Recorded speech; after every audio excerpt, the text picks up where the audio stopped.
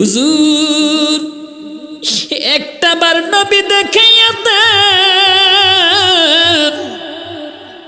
সিদ্দিক একবার দুইটা চোখের পানি ছেড়ে দিয়া কান্দে, যুবক রে আজ 3 দিন নবী হারা শোকে আমরা সাহাবীরা খানা পিনা ঘুম নিদ্রা সব কিছু ছেড়ে দিয়েছি। ওই যুবক ডাক দিয়া কয়, আবু বকর নবী দেখতে এসেছি, নবী দেখতে পাই নাই, নবীর একটা জুব্বা মোবারক যদি থাকে গো, নবীর জুব্বা মোবারকটা দাও, নবীর জুব্বা থেকে নবীর শরীর মোবারকের গ্রাণ নিব। বন্ধুরে ওই যুবকটা পাগলের মতো দৌড়াচ্ছে, যাইতে যাইতে প্রথমে দেখতে পাইল হযরতে সালমান ফারসি রাদিয়াল্লাহু তাআলা আনহু। সালমান ফারসির চাল চলন দেখে, সুন্দর চেহারা দেখে ডাক দিয়া কয়, আসসালাতু আসসালামু আলাইকা ইয়া রাসূলুল্লাহ। আল্লাহু আকবার। হুজুর আমি আপনাকে একটা নজর দেখার জন্য এসেছি। সালমান ফারসি দুইটা চোখের পানি ছেড়ে দিয়া ডাক দিয়া কয়, কে? যুবক রে যুবক, আমি নবী না, নবী না। তুমি কাকে নবী বলছো? আমি নবীর সাহাবী হযরতে সালমান ফারসি। ওই যুবকটা কয়, তাহলে নবী কোথায়? সালমান ফারসি কান্নার জন্য কোনো কথা বলতে পারতেছে না। এবার একটু সামনে আগে এগিয়ে যে যাইয়া দেখলো হযরতে মাওলা আলী, যার শানে নবীজি বলেছে আনা মাদিনাতুল ইলমি ওয়া আলিয়ুন বাবুহা, নবী ইলমের শহর আর শহরের দরজা হচ্ছে মাওলা আলী, যার একমাত্র খানায় কাবার মধ্যে জন্ম হয়েছে। এই ছাড়া কারো খানায় কাবার ভিতরে জন্ম হয় নাই। ফাতেমা বিনতে আসাদ রাদিয়াল্লাহু তাআলা আনহা, হযরতে মাওলা আলীর মা, তাকে গর্ভ নিয়ে যখন খানায় কাবা তাওয়াফ করতেছে, এমন সময় প্রসব বেদনা উঠেছে। আল্লাহ পাক রব্বুল আলামিন খানায় কাবার দেওয়ালটা ফাঁক করে মাওলা আলীর মা হযরতে ফাতেমা বিনতে আসাদকে গ্রহণ করলেন। সেই ঘরের ভিতরে আল্লাহ ঢুকিয়ে ফেললেন, আর সেখানেই তিনি হযরতে মাওলা আলীকে জন্ম দিলেন। জোরে জোরে কন্যা সুবহানাল্লাহ।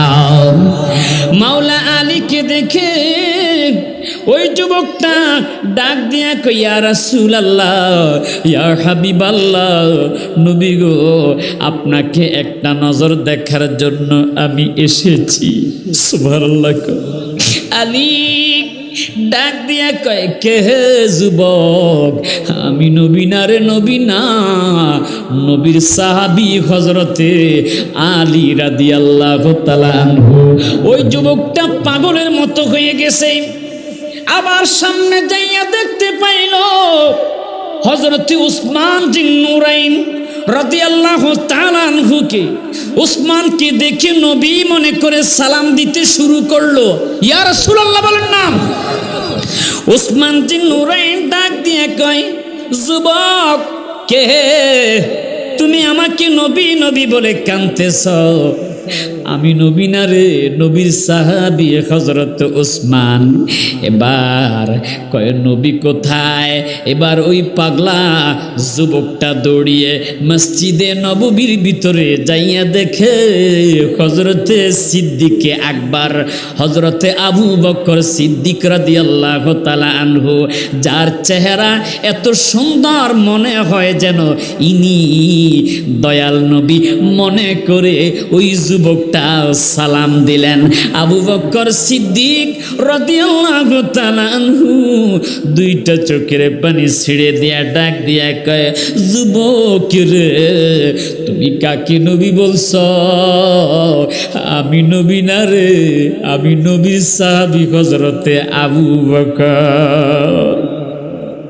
ওই যুবক ডাক দিয়া কয়, আবু বকর নবী কোথায়? হযরত সিদ্দিক আকবর রাদিয়াল্লাহু তাআলা আনহু ডাক দিয়া কয়, যুবক রে, আজকে 3 দিন হয়েছে দয়াল নবী, মায়ার নবী পর্দা করেছে। নবীর শোকে আমি আবু বকর কান্দি, হযরত ওমর কান্দে এক জায়গায়, হযরত আলী কান্দে আরেক জায়গায়। জোরে জোরে কন্যা ইয়া রাসূলুল্লাহ। ওই যুবক চোখের পানিগুলো ধরে রাখতে পারলো না, ডাক দিয়া কয়, ও ভাই আবু বকর, বহু দূর থেকে এসেছি দয়াল নবীকে একটা নজর দেখতে। হুজুর, একটা বার নবী দেখাইয়া দেন। সিদ্দিক আকবর দুইটা চোখের পানি ছেড়ে দিয়া কান্দে, যুবক রে, আজ 3 দিন নবী হারা শোকে আমরা সাহাবীরা খানা পিনা ঘুম নিদ্রা সব কিছু ছেড়ে দিয়েছি। ওই যুবক ডাক দিয়া কয়, আবু বকর, নবী দেখতে এসেছি, নবী দেখতে পাই নাই। নবীর একটা জুব্বা মুবারক যদি থাকে গো, নবীর জুব্বা মুবারকটা দাও, নবীর জুব্বা থেকে নবীর শরীর মুবারকের ঘ্রাণ নিব। আল্লাহু আকবার বলেন, আর একটু জোরে কন্যা ইয়া রাসূলুল্লাহ। মেশক হইতে সুবাসিত ফসিনা আপনার, নবীজির শরীর মুবারক থেকে মেশক আম্বরের চাইতো বেশি গ্রাম বের হতো। মারহাবা কন্যা। মেশক হইতে সুবাসিত ফসিনা আপনার, খোদার পরে উচ্চ মোকাম, খোদার পরে উচ্চ মোকাম, সাইয়্যিদুল বাশার নবীজি। আল্লাহ আল্লাহ আল্লাহ লা ইলাহা, মোহাব্বতে মোহাব্বতে আল্লাহ আল্লাহ।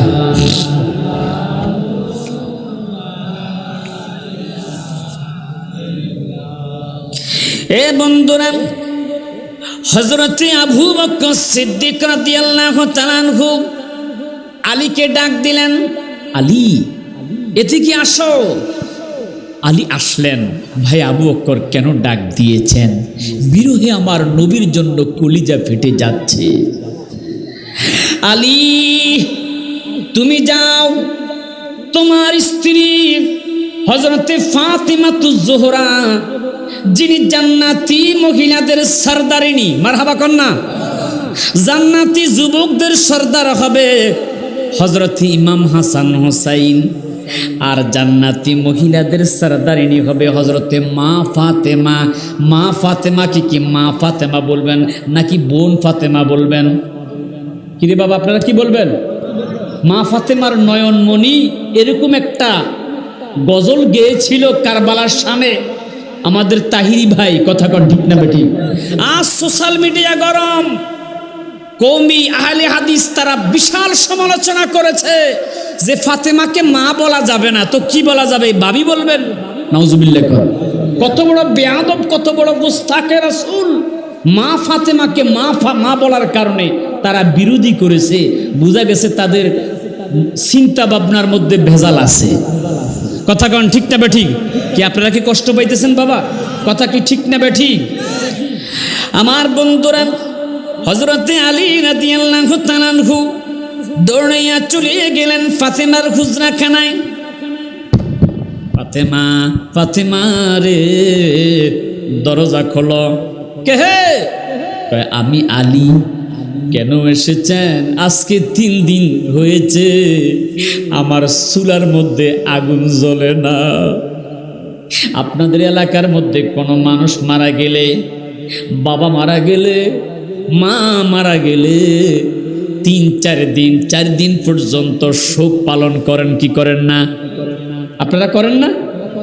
আমার বন্ধুরা, হযরত ফাতিমা জোহরা রাদিয়াল্লাহু তাআলা আনহা ডাক দিয়া কয়, আলী আজকে 3 দিন পরে এসেছেন। দরজা খুললেন। আলী কেন এসেছেন? কই নবীর একটা আশেক পাগল নবীকে দেখার জন্য এসেছে, নবীর একটা জুব্বা মুবারক দাও। কই কে হে? আমার বাবার জুব্বা মুবারক পড়ার মতো কে, কার এমন সাধ্য আছে? ফাতেমা নবীর জুব্বা পরবে না, নবীর জুব্বা মুবারক থেকে ওই যুবকটা একটু গ্রান নিবে, নবীর শরীর মুবারকের গ্রান। ফাতেমা রাদিয়াল্লাহু তাআলা আনহা একটা জুব্বা মুবারক দিলেন।